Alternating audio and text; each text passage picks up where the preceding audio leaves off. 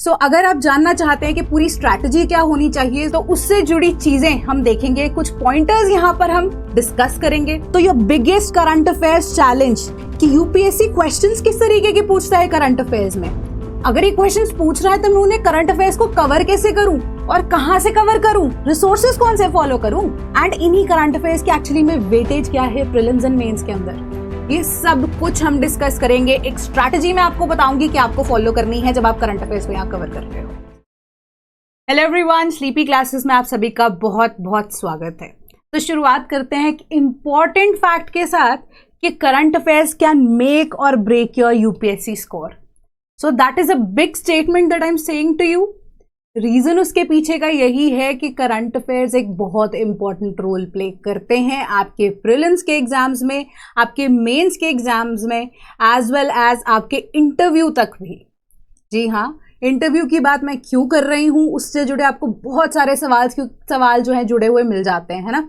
आपने देखा होगा कि इंटरव्यू के अंदर आपको बहुत सारे ऐसे सवाल पूछे जाते हैं जो करंट अफेयर्स ओरिएंटेड होते हैं, स्पेसिफिक टू योर रीजन होते हैं, राइट। उसके अलावा बहुत ऐसे सवाल आपसे पूछे जाते हैं प्री के पेपर में, एंड मेंस के पेपर में आप उनको कैसे कोट कर सकते हो।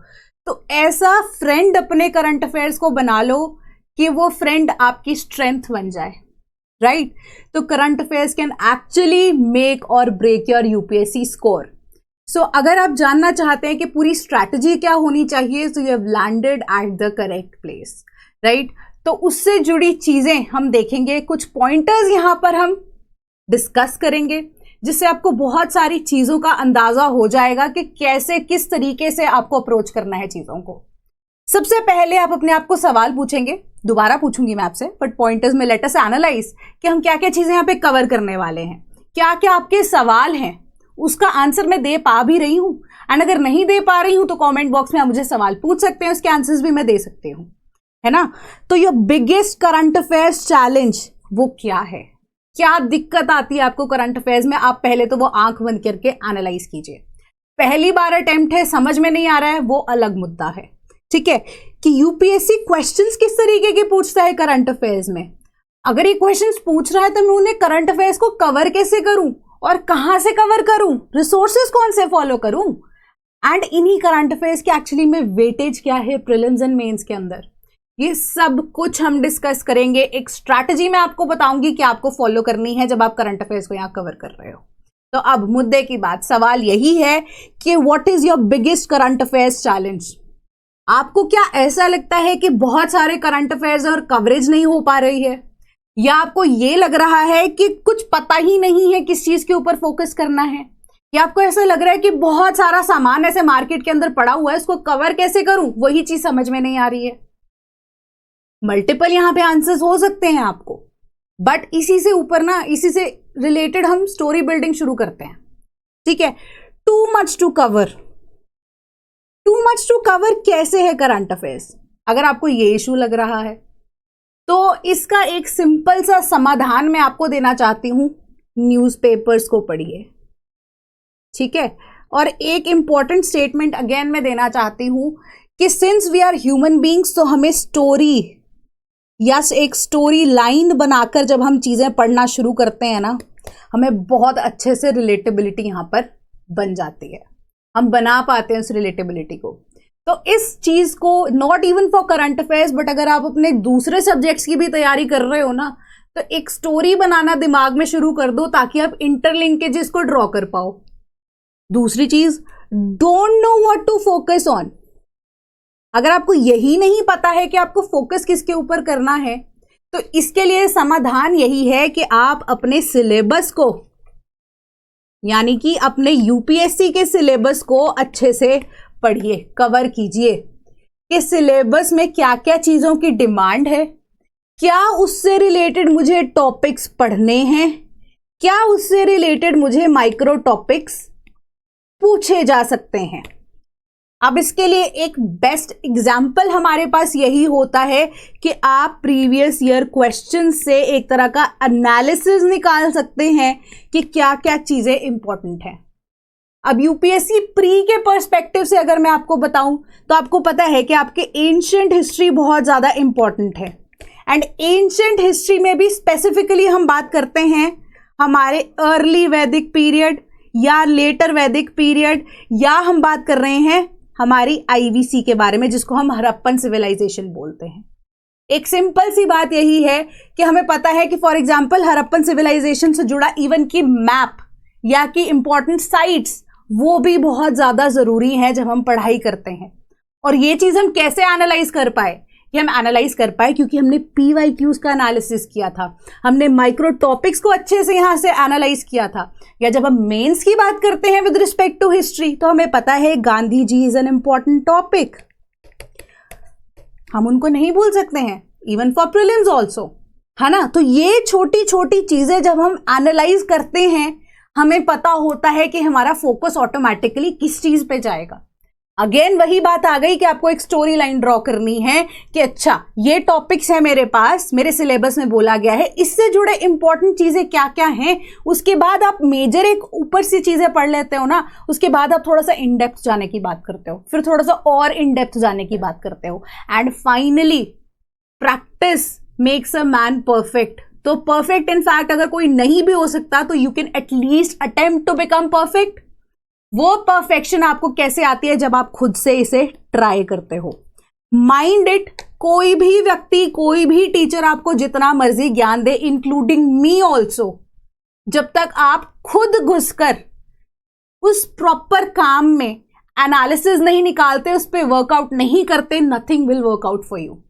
कोई भी ऐसी PDF PPT जो आपको मिल जाए वो सिर्फ आपको एक गाइडेंस दे सकती है, बट काम आपको खुद करना पड़ेगा। दूसरी सब जो आपका टॉपिक है उसका मैंने आंसर दे दिया। तीसरा है lack of reliable sources. Reliable sources हमारे पास क्या क्या हैं? अब देखिए बहुत सारी चीजें आती हैं हमारे पास, तो मैं एक फर्स्ट अटेम्प्ट वाले बच्चे के हिसाब से सोच के चल रही हूं। रिसोर्सेज जो है आपके पास मार्केट में बहुत सारे पड़े हुए हैं, है ना, बट उसके अंदर रिलायबल कौन सा सोर्स है हमें नहीं पता। तो रिलायबल सोर्सेज के लिए मैं आपको एक बेस्ट एग्जांपल देना चाहती हूं कि गवर्नमेंट साइट्स को या गवर्नमेंट के दिए हुए कोई भी डाटा को ही आप एनालाइज करो या डाटा को ही आप फॉलो करो। बेस्ट एग्जांपल क्या है? हम बिल्कुल तैयारी शुरुआत अपनी NCERT से करते हैं। NCERTs किसकी तरफ से निकली गए हैं, पब्लिश किसके द्वारा की गई हैं?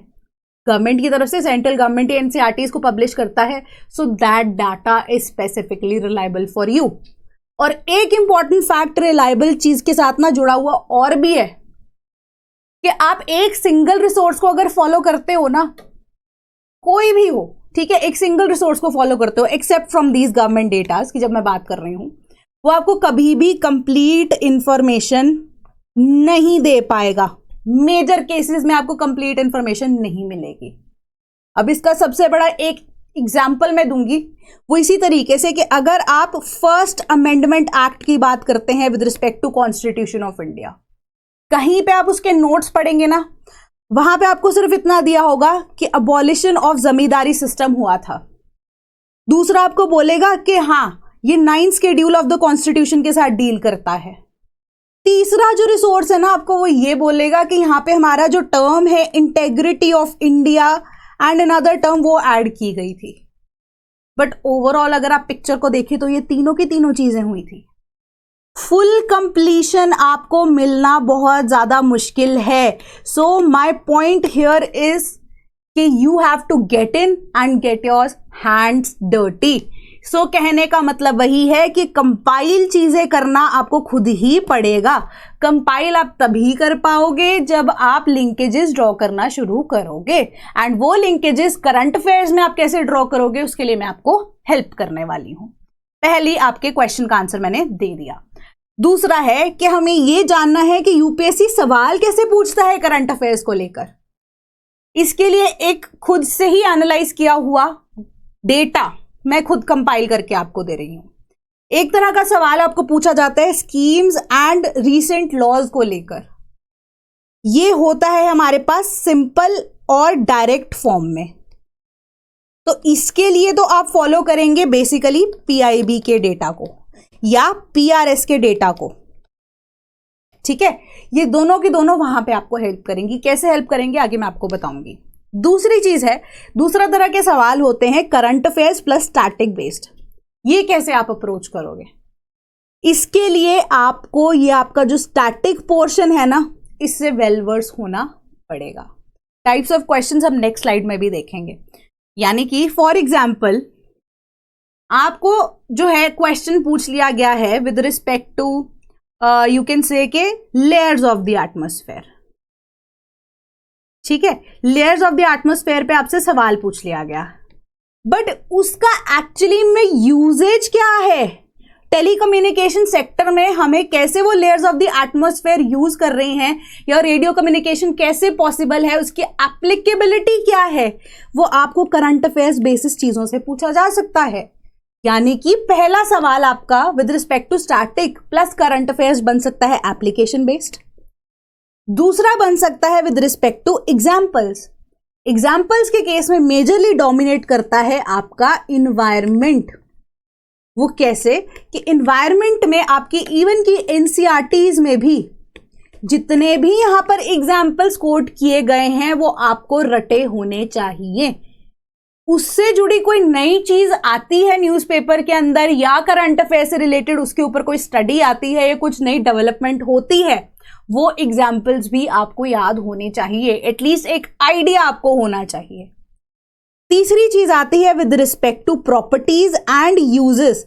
तो ये मेजरली आपके अगेन इन्वायरमेंट में हेल्प करेगा, प्लस आपके जो बेसिक साइंसेस वाले सवाल आते हैं उनको क्रैक करने में हेल्प करेगा। चौथी चीज आती है हमारी वर्ल्ड ज्योग्राफी से रिलेटेड, जो कि एक्सप्लिसिटली आपके प्रीलिम्स के सिलेबस में कहीं पे भी गिवन नहीं है, बट आप देखोगे अगर पेपर उठा के ना पिछले दो तीन साल का, वहां पे वर्ल्ड ज्योग्राफी से सवाल पूछे गए हैं।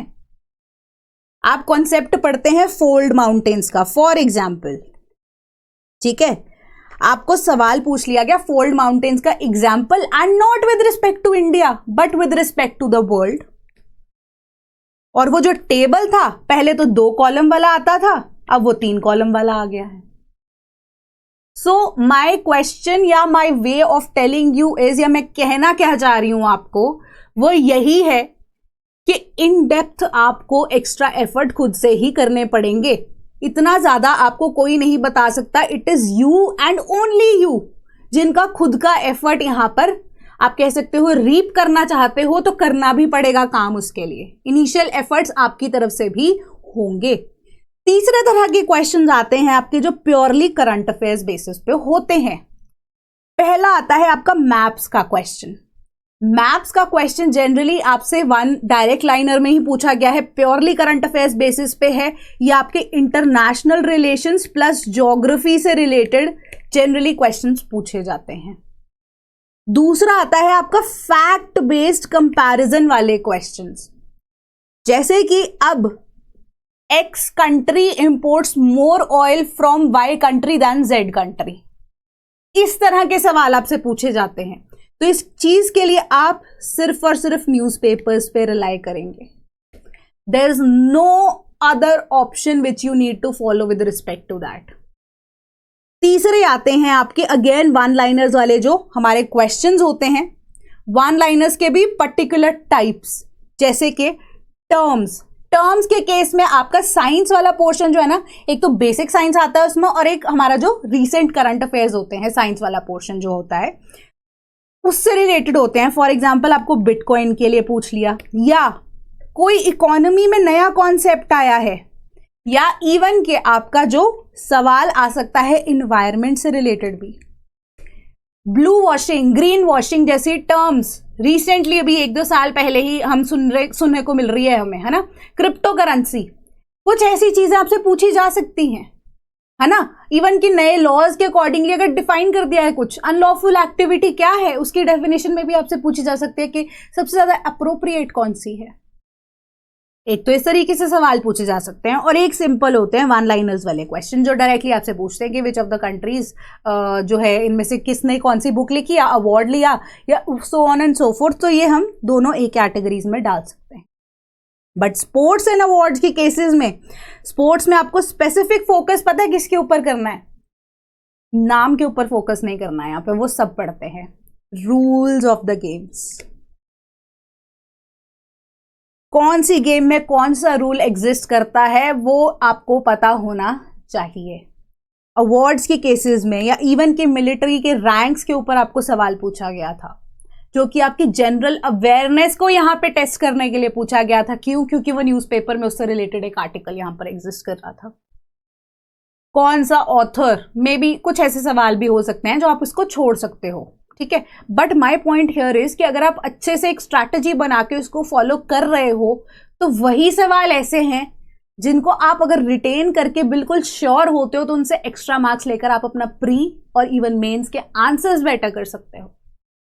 तो यह सारा का सारा काम स्टैटिक पोर्शन की जब मैं बात करूं वो सब पढ़ लेते हैं, सब पढ़ लेते हैं स्टैटिक पोर्शन इवन मेजरली जो स्टेट पीसीएस के एग्जाम्स होते हैं उनमें भी कॉमन रहता है। मोस्टली 60-70% सिलेबस सब में कॉमन रहता है।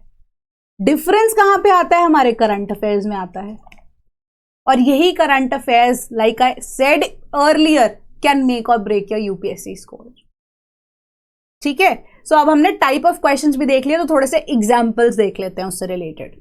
अब ये आ गया हमारा सबसे पहले कंपैरिजन बेस वाला क्वेश्चन। सबसे पहले कि India has more arable area than China, proportion of irrigated area is more in India as compare to China.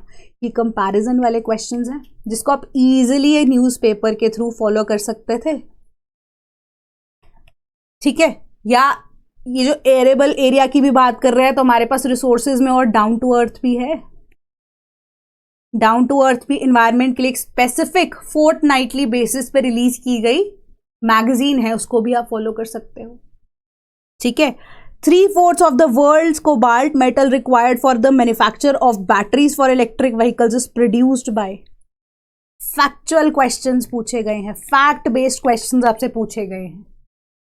और ये फैक्ट्स जो हैं वो चेंज भी होते रहते हैं। जरूरी नहीं है कि एनसीईआरटी ने जो 10 साल पहले या 5 साल पहले प्रिंट कर दिया, हालांकि रीप्रिंट होती हैं चीजें, बट कई बार उसकी अपडेशन भी अगर आ जाती है, उससे जुड़ा सवाल आप सही कर सकते हो। Then which of the following is the best example of repeated falls in sea level giving rise to present day extensive marshland. Extensive marshland के बारे में तो आपने पढ़ लिया होगा। Repeated falls in the sea level giving rise to the present day marshland. But marshes जो हैं वो कहां कहां पे एग्जिस्ट करते हैं? हालांकि आपको भी इंडिया से रिलेटेड ही सवाल पूछा गया, हो सकता है आगे आज जाके आपको इसी स्टेटमेंट को घुमा के आपकी वर्ल्ड ज्योग्राफी पे क्वेश्चन पूछ लिया जाए। सो धीरे धीरे करके अगर आप देखेंगे जो स्टैटिक पोर्शन है, सिंस वो सभी कवर कर लेते हैं, वो डिफिकल्ट होता जा रहा है। अब आने वाले 5 या 7 सालों में हम ये भी देखेंगे कि करंट अफेयर्स जो आजकल इजीली यहां पर आप पढ़ सकते हो, इजीली निकाल सकते हो, हालांकि पेपर डिफिकल्ट होता है, बट रिलेटिवली आने वाले टाइम में आपका इंटरनेशनल रिलेशंस या इवन की आपका जो इन्वायरमेंट वाला पोर्शन है या आपका साइंस एंड टेक वाला पोर्शन है, आपके मेजर जो करंट अफेयर्स आते हैं, ये इनका लेवल जो है वो डिफिकल्ट हो जाएगा। So all together what I am trying to say या convey here is कि पेपर डिफिकल्ट होता है। एंड मेरी वीडियो देखकर अगर आपको डर लग रहा है तो अच्छी बात है, डरना जरूरी है। डर से आप मेहनत करोगे वो चीज बढ़िया है, बट उस डर को अगर आप सर पे चढ़ा के एंग्जाइटी का नाम देने की कोशिश करोगे then you are at fault. एक नॉर्मल कंडीशन होती है, एंग्जाइटी हो रही है, अंडरस्टूड, बट आप उसी एंग्जाइटी की वजह से पढ़ाई ना करो, वो अलग बात है। Because the answer lies with in you कि आप खुद से पढ़ना चाहते हैं या नहीं पढ़ना चाहते। This paper of UPSC is from the very beginning a mental game. Mental game कैसे कि जो यहां पे बिल्कुल दिमाग से सह गया ना चीजों को, वो एक अच्छा ऑफिसर बनेगा। क्यों? पढ़ाई डिफिकल्ट क्यों है? क्योंकि आगे जाके आपको एक्चुअली में उन्हीं पॉलिसीज को फॉर्मुलेट करना है, सरकार के लिए आपको काम करना है। तो मेंटल स्टेबिलिटी या एंग्जाइटी या वो चीजें जो है अपने आप को बॉदर ना होकर आप अपना काम निकाल सकते हैं, यही पेपर की सारी स्ट्रैटेजी है। घबराकर यहां पर कोई गलत स्टेप ले लेना या पेपर को छोड़ देना बहुत बुरी चीज होगी। तो पहले ही मैं आपको ये चीज बोल दूं कि पेपर अगर आपको पता है कि डिफिकल्ट है, and from the very first day if you are dedicated towards yourself कि हाँ ये 1 या 1.5 साल के लिए मेरे को कुछ भी चीज से फर्क नहीं पड़ रहा मेरे आसपास, अनटिल अनलेस बहुत ज्यादा इमरजेंसी हो गई, बाकी चीजों से मुझे कोई फर्क नहीं पड़ता, तभी इसी चीज में पैर रखना प्लीज। क्योंकि you have to give up everything just to become an officer. And an officer, जो कि आप एक तरह से रिप्रेजेंटेटिव ऑफ इंडिया होगे एट अ पॉइंट, ठीक है, representative of a country of the cadre which you will be given, है ना। तो आप एक अच्छी चीज से जाने जाओगे। तो मतलब कहने का यही है कि हीरा बनना है, हीरा बनना है तो वो प्रेशर भी सहना पड़ेगा, ठीक है। सो करंट अफेयर से जुड़िए। अब स्ट्रैटेजीज को अगर हम कवर करना चाहें, या इवन कि ये भी देख लीजिए इंफ्रास्ट्रक्चर सेक्टर से रिलेटेड, बिल्कुल सिंपल सी बात है, यूनॉप्स पे आपको क्वेश्चन पूछ लिया गया, ठीक है, करंट अफेयर ओरिएंटेड क्वेश्चन था। Then largest cocoa producers in the world, या इवन की वर्ल्ड टॉयलेट ऑर्गेनाइजेशन, ऐसे ऐसे सवाल आपसे पूछे गए हैं, ठीक है। इस चीज को भी आप बिल्कुल आप देखोगे कि सबने ऑलमोस्ट इग्नोर किया होगा, ऐसे सवाल आपसे पूछ लिए गए, है ना। तो ऐसा कुछ नहीं है कि आपको सब कुछ याद ही करना है, कुछ चीज आप भूल भी सकते हो, बहुत सारी चीजें ऐसी हैं जो भूली भी जाती हैं या याद नहीं भी रह रही हैं। बट अगेन गेम वही है कि आप कितने तरीके से रेडी हो एक्सेप्टेंस के लिए कि हाँ आज मुझे मेहनत करनी है, ठीक है। सारी की सारी बात वहीं से शुरू होगी। तो अब करंट अफेयर्स को कवर कैसे करना है, सबसे पहली चीज स्कीम्स एंड लेजिस्लेशंस के ऊपर स्ट्रैटेजी बना लेते हैं। स्कीम्स कभी भी आ सकती हैं, कभी भी डिस्कशंस में आ सकती हैं, एंड लेजिस्लेशंस की बात करें तो वो जब भी हमारे जो पार्लियामेंट का सेशन होगा वो सिर्फ तभी आएंगी। तो स्कीम्स के लिए आपको पीआईबी के टच में रहना है, ठीक है। अब मैं उस व्यक्ति की बात कर रही हूं जो कोई कोचिंग फॉलो नहीं कर रहा। सो स्ट्रैटेजी वाइज हम सरकार के बेसिस पे जो चीजें रिलेट की जा रही है, मैंने फर्स्ट पॉइंट पे बोला सरकारी जितने भी डॉक्यूमेंट्स आते हैं उनके ऊपर फोकस करेंगे, ठीक है। हम पीआईबी पे फोकस करेंगे। पीआईबी को एज अ पर्सन डेली आपको कुछ नहीं करना है। शाम को एक चीज देखोगे, शाम को 8 या 9 बजे जब आप फ्री होंगे पढ़ाई के बाद, ठीक है, आप बस एक बार पीआईबी की वेबसाइट पे जाके उनके प्रेस रिलीज में क्या क्या चीजें आई हैं या कुछ इंपॉर्टेंट उन्होंने एक्सप्लेनर सेक्शन में तो नहीं डाला है, वहां पे जाके आप देखोगे कि किस किस स्कीम का उन्होंने नाम दिया है। अगर एक्सप्लेनेशन दी है स्कीम्स की तो उसके पॉइंटर्स आप नोट डाउन करोगे। पहली चीज हो गया हमारा क्लियर। ये काम हम देखेंगे। पॉइंटर्स में भी बेसिकली आप देखोगे कि नंबर्स क्या है, कौन से एरियाज में वो काम करेगी वो स्कीम, एंड कौन से लोग उसके अंदर कवर्ड है, दैट्स इट। बाकी स्टैटिक पोर्शन आपका हैंड इन हैंड जाएगा ही। दूसरी चीज आ रही है हमारे पास लेजिस्लेशंस की। वो जब पार्लियामेंट सेशन में होगा तो आपको पीआरएस को फॉलो करना है। पीआरएस में भी स्पेसिफिक आपको एक डायरेक्ट फॉर्म में ना beautifully explained bills and amendments होते हैं। वहां पे एक कंपैरिजन ड्रॉ करके आपको टेबल भी दिया गया होता है, कुछ नहीं करना होता। वहां पे आप मेजरली उसमें भी हाईलाइट कर सकते हो चीजों को। हाईलाइट करने के अलावा भी मैं आपको बोलूंगी आप अपने खुद के नोट्स जो कि हैंड रिटन हो वो बहुत जरूरी हैं। जितना लिखोगे उतना आपको रिटेंशन बढ़ेगा, ठीक है। बट ये नहीं है कि पूरी पूरी लाइन लिखी ना, सिर्फ की पॉइंटर्स को ही आप हाईलाइट करके वहां पे लिखोगे। एंड जब स्कीम्स एंड लेजिस्लेशंस के पॉइंटर्स आपने बनाने शुरू किए, धीरे धीरे करके ना आप एक चीज और करना, ये जौन से सब्जेक्ट के साथ रिलेटेड है ना, एंड जहां पे भी आप उसका टॉपिक पढ़ोगे जो कि आपका स्टैटिक टॉपिक होगा, उसी टॉपिक के साथ ना उसी पेज पे नीचे बस हल्का सा एक पॉइंट लगाओगे और बोलोगे या लिखोगे कि ये स्कीम इसके साथ रिलेट करती है एंड इसका या तो एग्जाम्पल ये है, ठीक है। चलो और आगे बेटर तरीके से बताऊंगी। सेकेंड चीज देखते हैं, current affairs and static mix वाले जो क्वेश्चंस होते हैं उसके लिए मैंने आपको पहले भी बताया कि आपका स्टैटिक पोर्शन जो है ना वो एकदम सॉलिड होना चाहिए, सॉलिड फाउंडेशन के साथ होना चाहिए। एंड सॉलिड फाउंडेशन के लिए मैं आपको ये नहीं बोलूंगी कि सिर्फ और सिर्फ अपनी जो टेक्स्ट बुक्स है उसी को फॉलो करो। सॉलिड फाउंडेशन बनाने के लिए आपका पहला स्टेप दैट इज एनसीईआरटी, वो ही इनफ है। मैं इसके मतलब से ये नहीं बोल रही हूं कि आप रेफरेंस बुक्स नहीं पढ़ोगे, मैं आपको ये कह रही हूं कि सिंस आप डे 1 से करंट अफेयर्स पढ़ना शुरू कर रहे हो, एनसीईआरटीज आपकी कंप्लीट उस टाइम पे होनी चाहिए ताकि आपके पास एक बेसिक सा आइडिया हो कि क्या चीज आप पढ़ रहे हो और वो किसके रिलेशन में है। जब आप एनसीईआरटीज को अच्छे से पढ़ लेते हो, आपको पता होता है आपका एग्जाम आपको किस तरीके से सवाल पूछ सकता है एंड क्या क्या चीजें किसके अंदर कवर होंगी। तीसरा आता है सिर्फ और सिर्फ आपका करंट अफेयर्स, ठीक है। Current affairs as well as जो स्टैटिक मिक्स के साथ आप पढ़ रहे हो एंड नॉर्मल जो हमारे करंट अफेयर्स हैं, दोनों के लिए आप न्यूज़पेपर्स एंड मैगजीन्स कवर करोगे। न्यूज़पेपर्स में आपके पास द हिंदू की ऑप्शन है एंड साथ में इंडियन एक्सप्रेस की ऑप्शन है। जब हम बात कर रहे हैं मैगजीन्स की तो यहां पर भी आपके पास ऑप्शन है फॉर योजना एज वेल एज आपकी जो डाउन टू अर्थ है। ये दो मैगजीन्स एग्जिस्ट करती है। अब इससे जुड़ा एक और सवाल बच्चों के दिमाग में होगा कि हम इन दोनों में से कौन सा न्यूज़पेपर पढ़ें।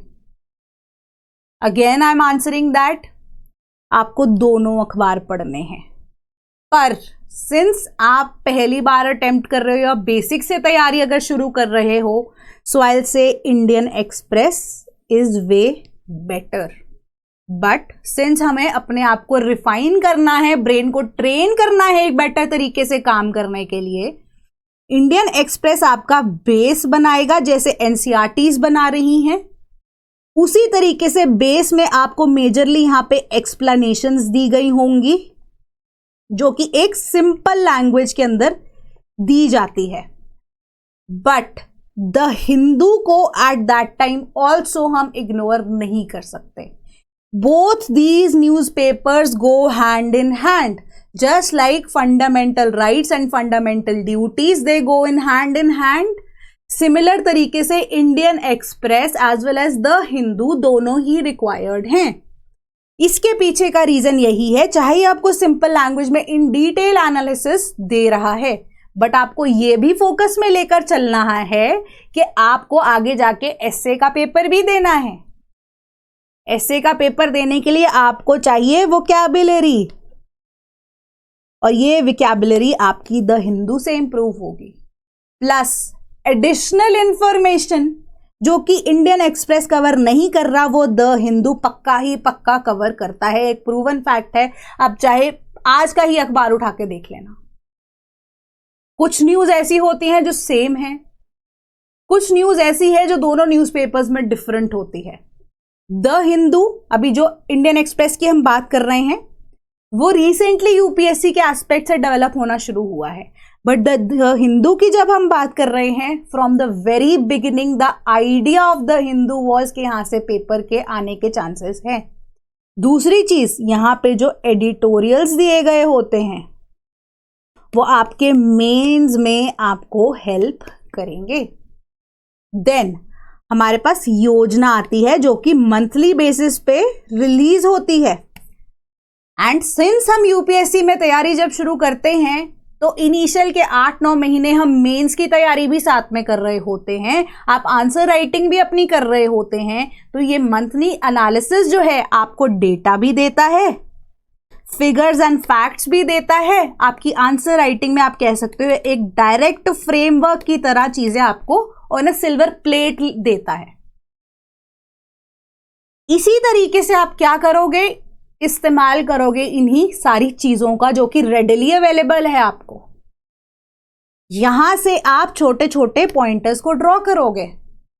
फिर डाउन टू अर्थ की बात कर रहे हैं, ये हफ्ते में या 2 हफ्ते में एक बार रिलीज होती है, यानी कि महीने में 2 बार रिलीज होती है। इसको आप फॉलो तभी करोगे डाउन टू अर्थ को जब कोई नया, आप कह सकते हो कोई टर्म आ जाए, जैसे ग्रीन वॉशिंग या ब्लू वॉशिंग की जब हमने बात की थी, टर्म्स के लिए इंपॉर्टेंट है, या नया कुछ ऐसा कॉन्सेप्ट, या मेजरली हम बात करें एग्जाम्पल्स की, उसके लिए इंपॉर्टेंट है। तो बहुत सारे ऐसे सवाल हैं, जैसे स्पीशीज की कैरेक्टरिस्टिक्स क्या है, स्क्विरल को लेके ही सवाल पूछ लिया गया था कि नॉक्टर्नल एनिमल है नहीं है ना। पीवाईक्यूज आपने देखे होंगे, नहीं देखे तो पढ़ लेना, मैं कोई ऐसे हवा में बात नहीं मार रही हूं, ठीक है। तो अब कैरेक्टरिस्टिक्स भी आपसे पूछे गए हैं, नया कुछ IUCN स्टेटस क्या है, किसी का अपडेट हुआ है, तो इन्वायरमेंट रिलेटेड आपको सारी जानकारी डाउन टू अर्थ पे मोस्टली मिल जाती है।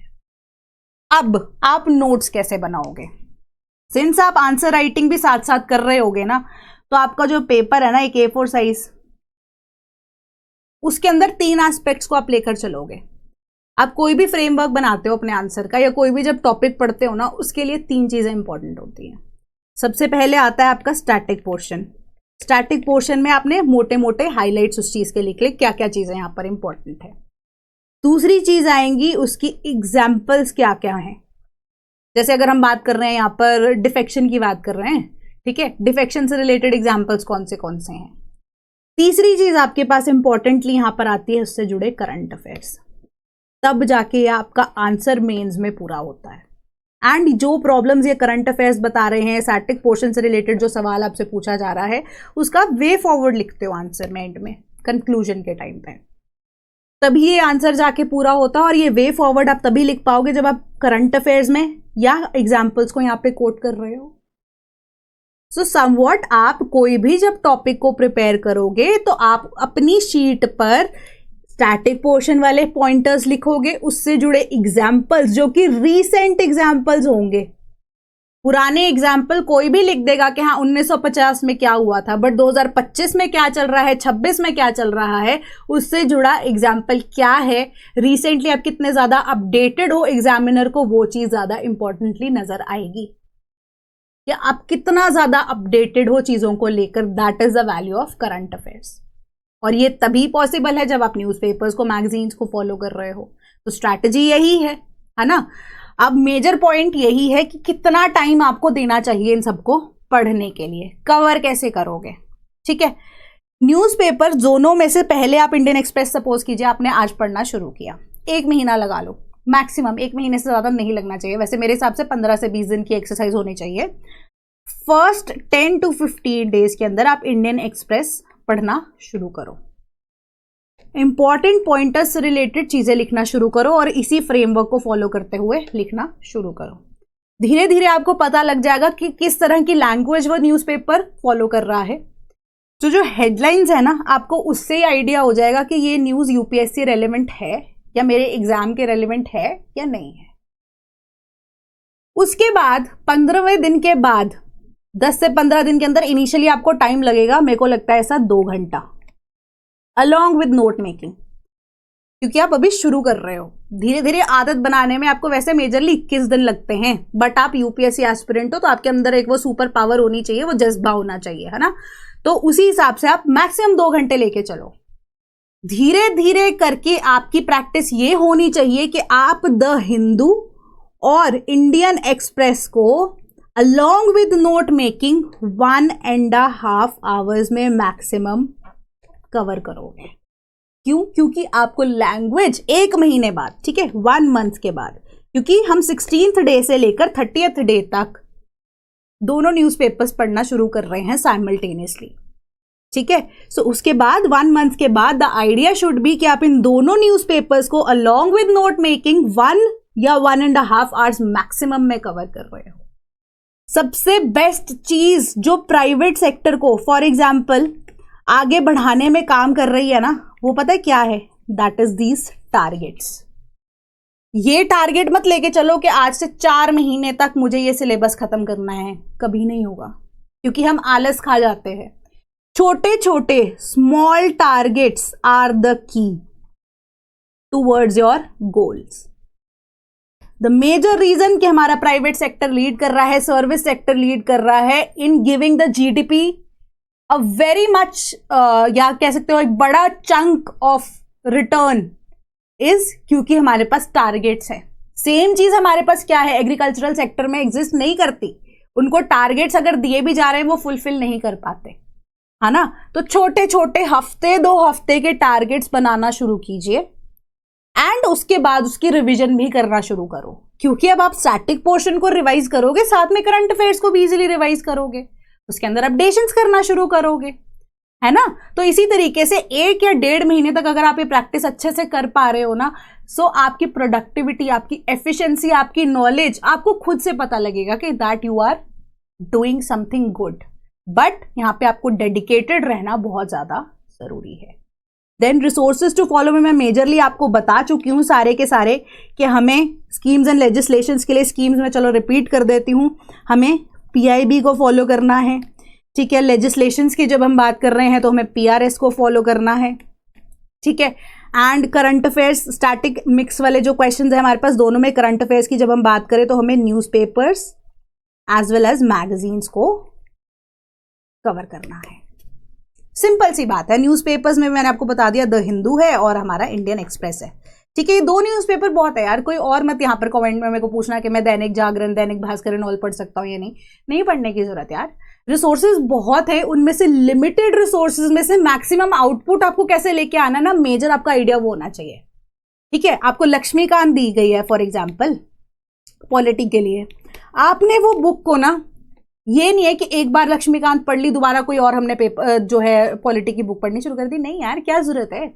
ये एक बुक ही इतनी इंपॉर्टेंट है कि आप इसको 2 या 3 बार क्यों नहीं पढ़ लेते, या इवन टाइम लगे, वैसे तो नहीं लगेगा, 4 बार क्यों नहीं पढ़ लेते, बहुत है यार।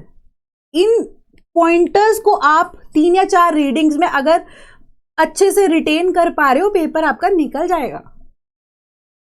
अलग अलग जगह पे ढूंढने से बेटर है 1 या 2 रिसोर्सेज को बहुत अच्छे तरीके से यहाँ पे फॉलो करो, बहुत अच्छे से प्रिपेयर करो, कि ताकि आप कह सकते हैं ना, बोलते कि आपका कोई तोड़ ना निकल पाए।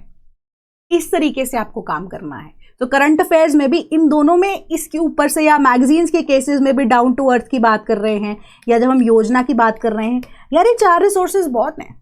इन चारों को अच्छे से प्रैक्टिस करोगे, पढ़ोगे, जानोगे कि क्या लैंग्वेज यूज की जा रही है, किस तरीके से आप इसको आंसर्स में इनकलकेट कर सकते हो, it will be helpful for you.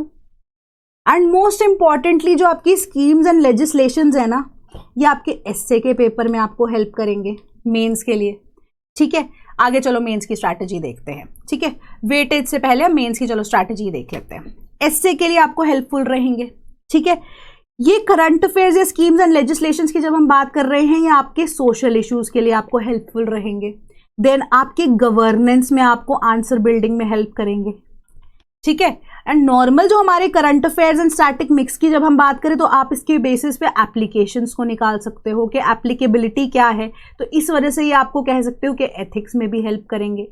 And current affairs में अगर हमारे पास जो ओपिनियन या हम बोलते हैं ना एडिटोरियल्स आपको हेल्प किस चीज के अंदर करने वाले हैं, आपको एथिक्स में हेल्प करेंगे एज केस स्टडीज।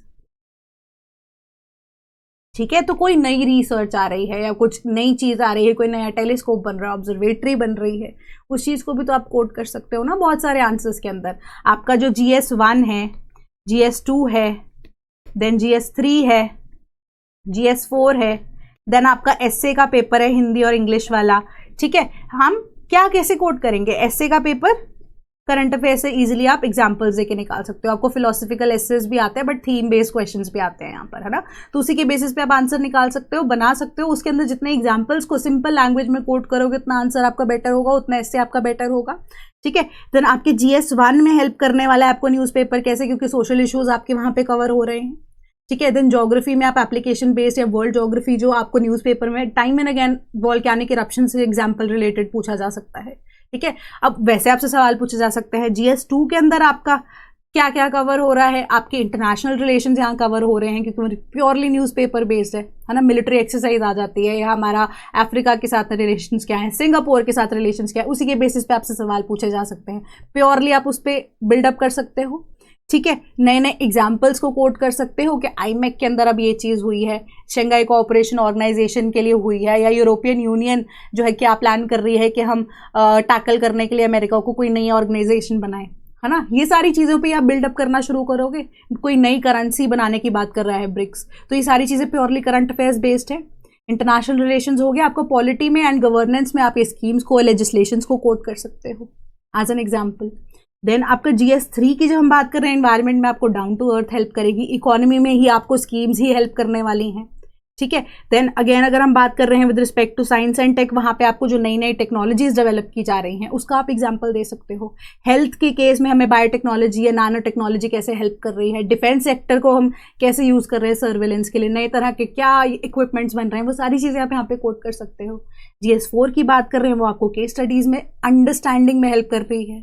हो सकता है कि कोई ऐसी ही केस स्टडी न्यूज़पेपर में उससे रिलेटेड आपको नाम बदल के या चीज़ें बदल कर दी गई हों, तो आपकी एक तरह से GS4 के अंदर जब आपको एप्लीकेबिलिटी बेस्ड क्वेश्चंस मिलते हैं, तो यहाँ पे आपके पास ऑप्शंस होता है कि आप किस तरीके से अपने आंसर को प्रेजेंट करोगे। और वो माइंडसेट आपका तभी आता है जब आप अखबारों को पढ़ना शुरू करते हो कि क्या चीज़ लेस डैमेज करेगी, किस चीज़ को किस तरीके से हम बेटर एनालिसिस करके लेस डैमेज कहाँ पर हो रहा है, उस तरीके से हम काम करेंगे, है ना। तो उसके ऊपर आदत बन जाती है ना जब मेंस क्लियर करने के बाद, तो इंटरव्यू में जब आपसे ऐसे सवाल पूछे जाते हैं आप घबराते नहीं हैं, वो एक अलग लेवल का कॉन्फिडेंस आता है.